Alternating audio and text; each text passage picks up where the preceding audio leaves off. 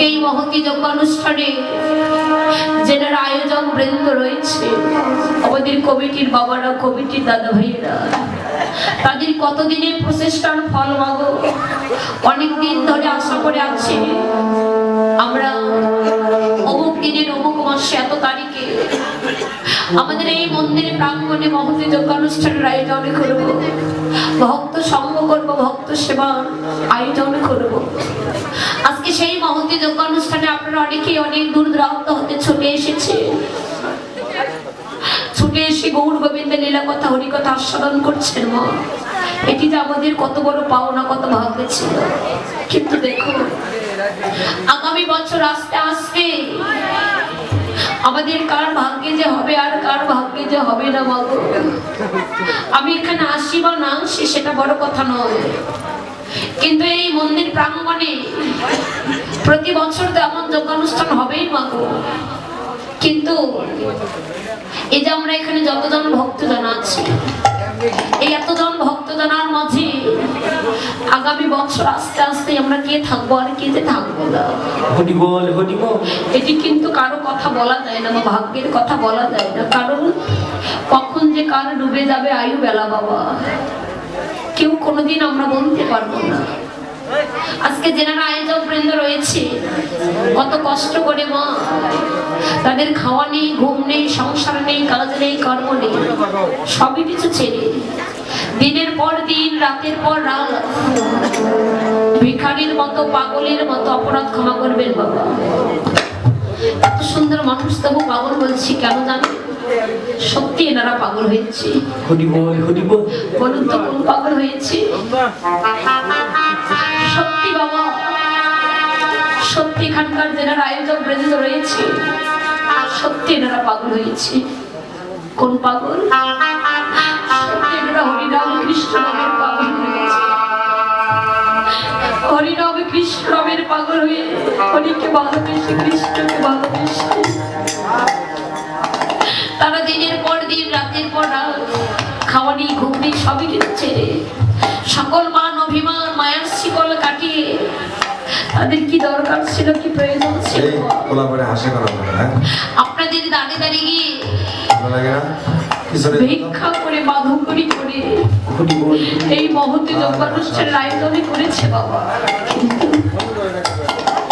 রাত্রি কিন্তু আর বেশি নেই, কিছুক্ষণ পরে রাত্রি প্রভাত হয়ে যাবে। কিছুক্ষণ পর রাত্রি প্রভাত হবে। মায়ের রাত্রি প্রভাত হলে, রজনী প্রভাত হলে এই ভবের বাজার যে ভেঙে যাবে, এখানে কেউ থাকবে না বাবা। আমরাও থাকবো না, আপনারাও থাকবেন না, কেউ থাকবেন না।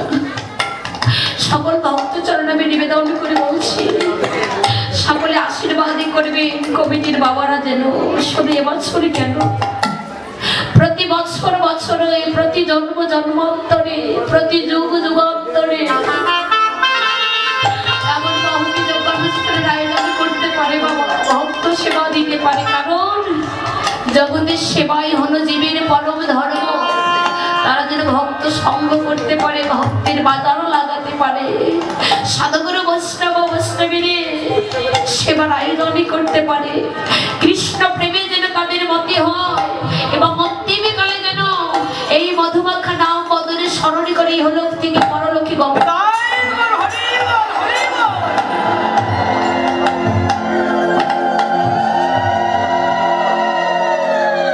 কিন্তু আরেকটি কথা বাবা, আচ্ছা এই মহতি যজ্ঞ অনুষ্ঠানে আমরা এলাম, সকলেই ভক্ত সঙ্গ করলাম, প্রসাদের আয়োজন করেছি, প্রসাদ সেবন করলাম।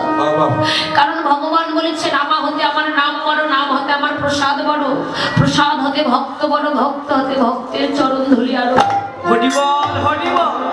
হরি কথা কৃষ্ণ কথা আস্বাদন করলাম, চরণ ধরি অঙ্গি ধারণ করলাম, মা প্রসাদ সেবন করলাম, রাত্রি প্রভাত হবে, চলে যাবো, ভবের বাজার ভেঙে যাবে। কিন্তু আমাদের কমিটির বাবারা, কমিটির দাদা ভাইয়েরা যে এত কিছু করলো, তাদের প্রাপ্যটা কি বলো? কি বাবা তাদের প্রাপ্য? এই যে ভবের বাজার ভেঙে যাবে, প্রভাত হলে সকলেই চলে যাবো। এখানে কিছু থাকবে? কিচ্ছু থাকবে না। এখানে কি থাকবে? শুধুমাত্র ভক্তের চরণ ধুলিটুকু পড়ে রবে। তার এই ভক্তির চরণ ধুলি এটি হবে আমাদের কমিটির বাবাদের প্রাপ্য, তাদের এই কষ্টের ফল। তাই সকল ভক্ত চরণে নিবেদন করে বলছি, তোমরা মাখো মাখো ভগত বৈষ্ণব চরণে ধুলি। ও বলি তো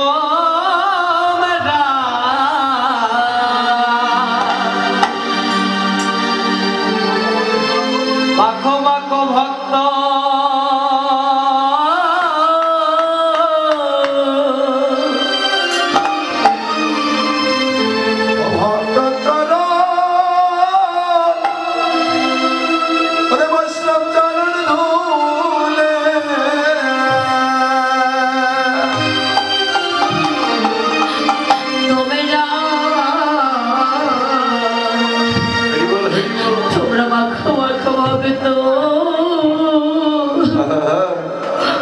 বৈষ্ণব চরণে ধুলি।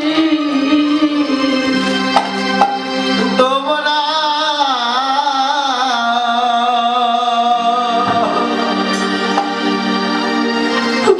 মাখো মাখো বৈষ্ণব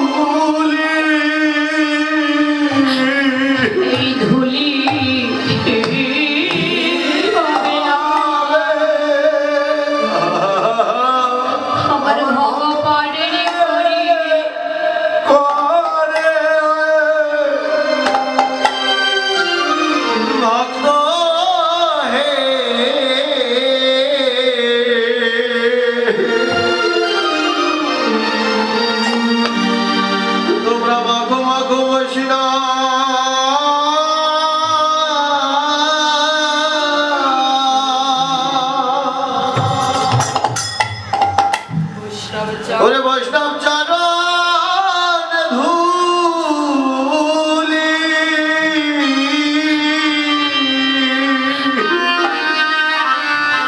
তোমাদের ধুলি লয়ে এ প্রাণ আমি শীতল করিব। তোমরা মাখো মাখো বৈষ্ণব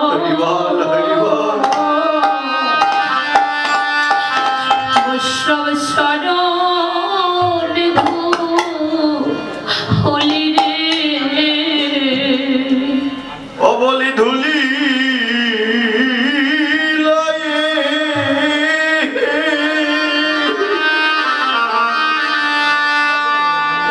এই চরণ ধুলি আমার অঙ্গে মাখি।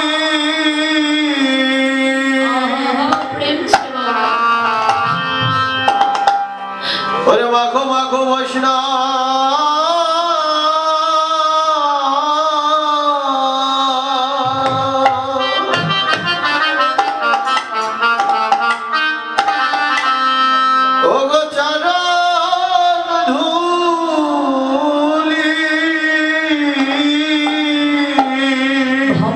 চরণ ধুলি হবে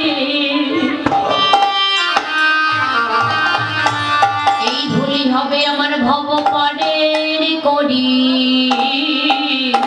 তোমরা মাখো মাখো ভক্ত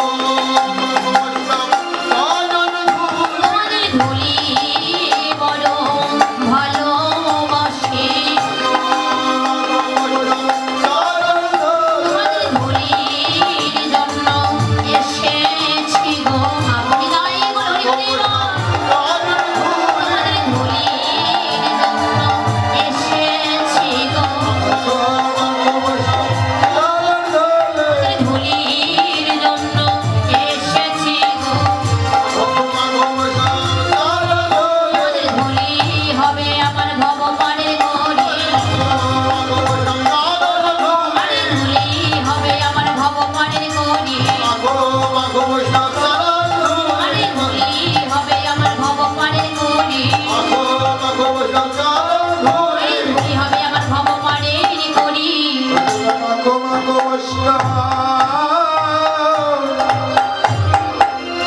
ওরে চরণ ধরে